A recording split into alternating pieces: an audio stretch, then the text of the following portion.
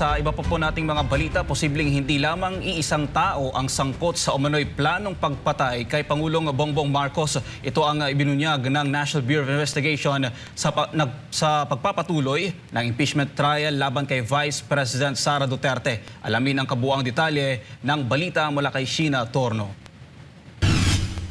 Ilang punto ang tinalakay sa direct examination ng prosekusyon sa kanilang huling testigo na si NBI Director Melvin Matibag.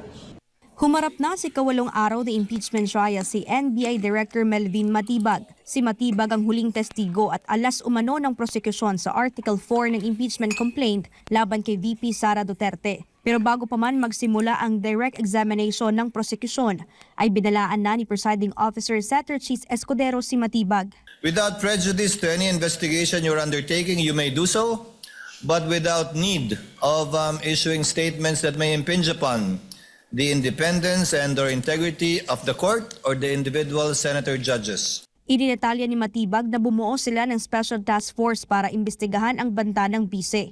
Inilarawan niya ito na hindi isang banta kundi isang plano.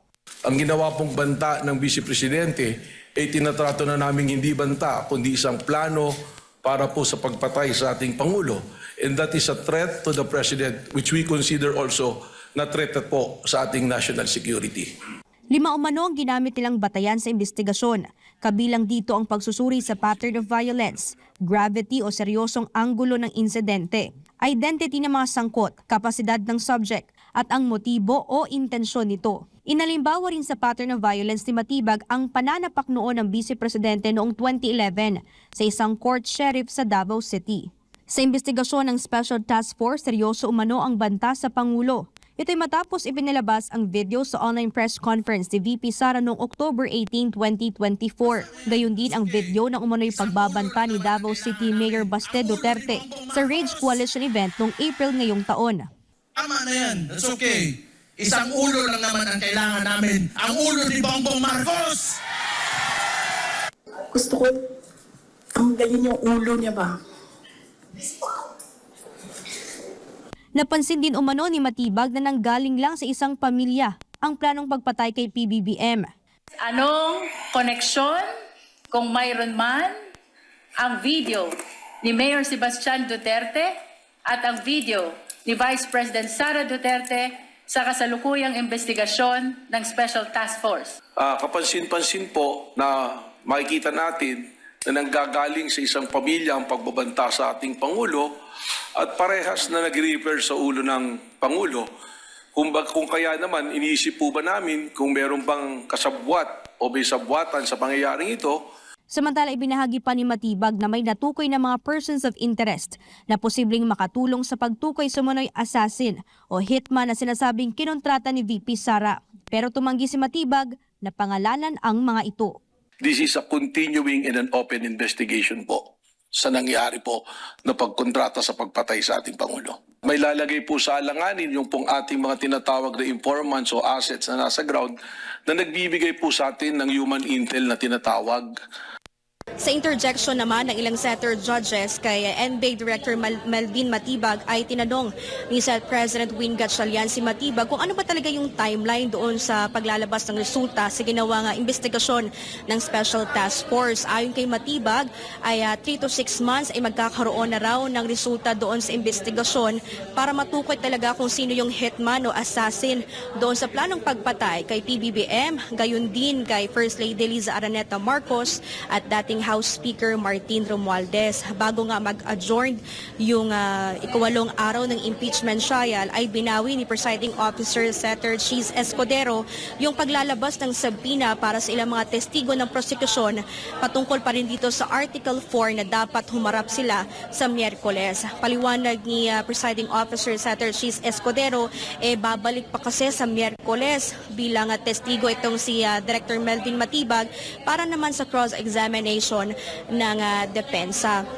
napagkasunduan naman sa caucus ng mga setter judges na walang mangyayaring impeachment trial sa susunod na linggo o sa Lunes para nga sa State of the Nation address si Pangulong Bongbong Marcos, gayon din sa Martes para bigyang daan yung kontrasona ng minority senators at ipagpapatuloy na lamang sa Miyerkules o July 29 ang impeachment trial sa bagong oras na ito na magsisimula ng alas 10 ng umaga hanggang alas 3 ng hapon para bigyang daan ang mangyayaring regular session ng Senado na magsisimula naman ng alas 4 ng hapon.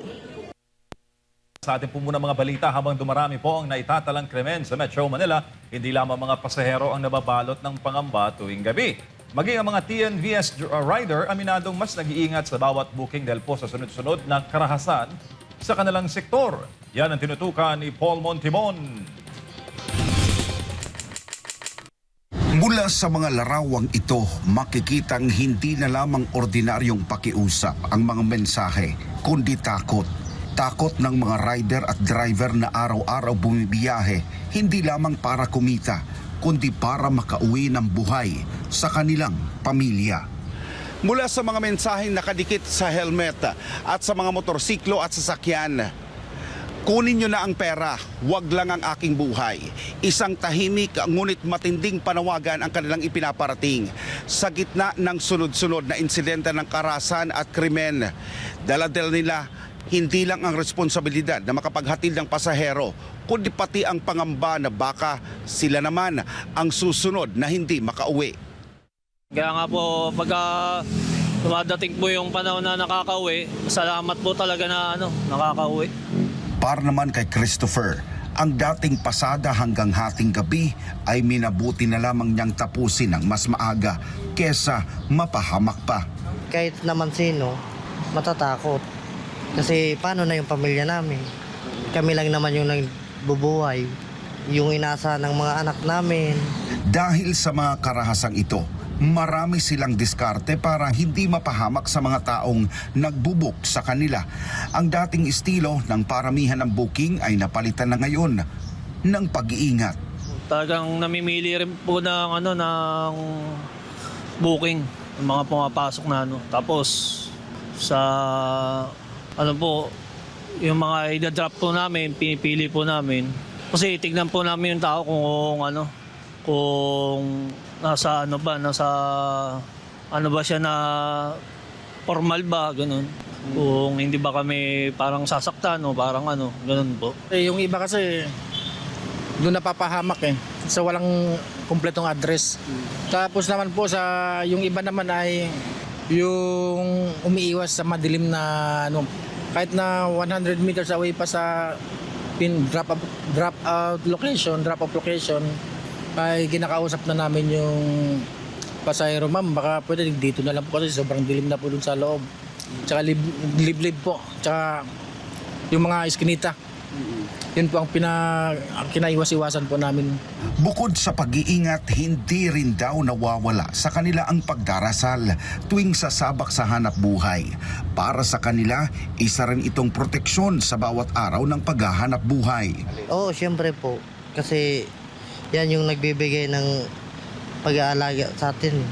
Yung Diyos, wala nang iba.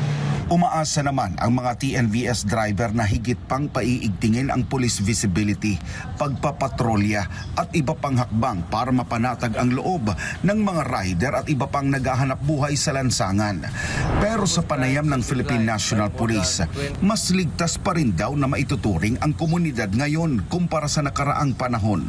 Sa katunayan, makailang beses nang iniulat ng PNP ang pagbaba ng datos ng mga krimen sa bansa.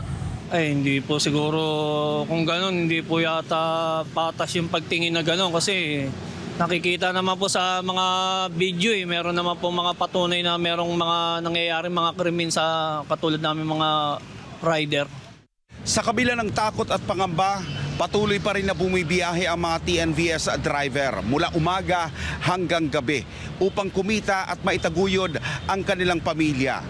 Ngunit kasabay ng bawat booking ay ang panalangin na makauwi sila ng ligtas. Patuloy din na sila ay umaasa sa mga otoridad na ipagpapatuloy ang seguridad para sa kanila upang maibalik ang kanilang kumpiyansa sa lansangan. Para sa Diyos at sa Pilipinas kung mahal. Ako si Paul Montibon, SMNI News.